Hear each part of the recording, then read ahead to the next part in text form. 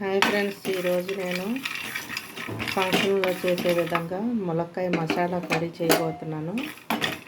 ముందుగా మసాలా కోసం ఈ కొబ్బరి, నువ్వులు, పల్లీలు వేయించుకుంటున్నాను. ధనియాలు, యాలకులు అవన్నీ కూడా దీంట్లో వేసుకోవచ్చు. ధనియాలు, యాలకులు, తర్వాత లవంగ, చెక్క అన్నీ కూడా వేసుకోవచ్చు. నేనైతే మసాలా చేసుకున్నాను కాబట్టి ఇవి మాత్రమే వేపుతున్నాను. మునక్కాయలని ఇలా చిన్న చిన్న ముక్కలు కట్ చేసుకోవాలి. ఉల్లిపాయలు కూడా, టమాటా అయితే పేస్ట్ చేసుకున్నాను. ముందుగా కళాయి పెట్టుకొని నూనె పోసుకున్నాను. ఇప్పుడు మునక్కాయ ముక్కలు వేపుకుందాం. మునక్కాయ ముక్కలు వేసుకుంటాను. ఫంక్షన్లో తింటుంటే చాలా బాగుంటాయి. ఇంకా వేస్తే బాగుంది కూర అనిపిస్తుంది. ఇంత చిన్నగా కోస్తారు.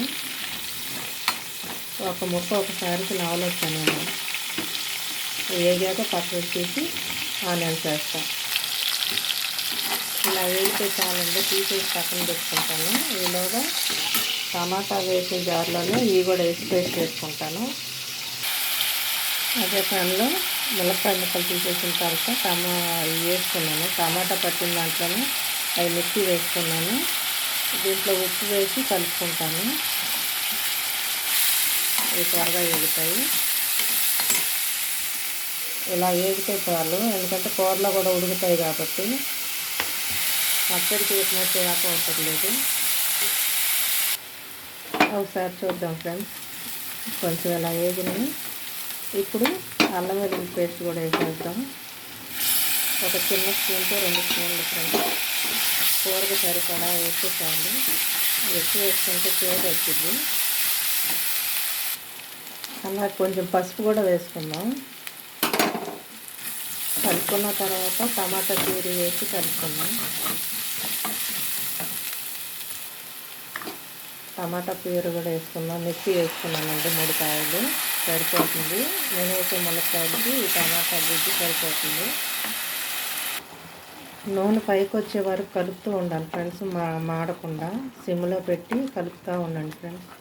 నూనె పైకి వచ్చాక అప్పుడు ములక్కాయ ముక్కలు, మసాలాలు అన్నీ వేసి ఉడకనిద్దాం. ఒకసారి చూద్దాం ఫ్రెండ్స్.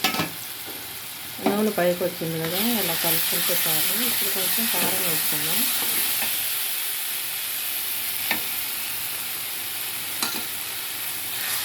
కొంచెం కూరగాయ కాబట్టి కొంచెం కారం వేస్తున్నాను. కూర కొంచెం వండుతున్నాను కాబట్టి.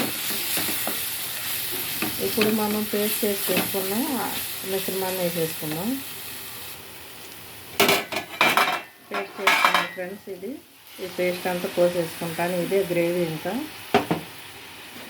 దీన్ని కలుపుకొని ములక్కాయ ముక్కలు కూడా వేసుకొని సిమ్లో పెట్టి ఉడికిస్తే కూర అయిపోతుంది ఫ్రెండ్స్. ఈ పేస్ట్లో ఇప్పుడు ములక్కాయ ముక్కలు వేసేద్దాం.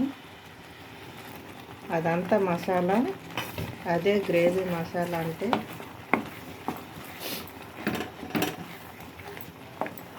దీన్ని ఇలాగా కొద్ది కలిపి మూత పెట్టుకొని సిమ్లో పెట్టుకొని 1 నిమిషం ఉడికిన తర్వాత కొద్ది వాటర్ వేద్దాం.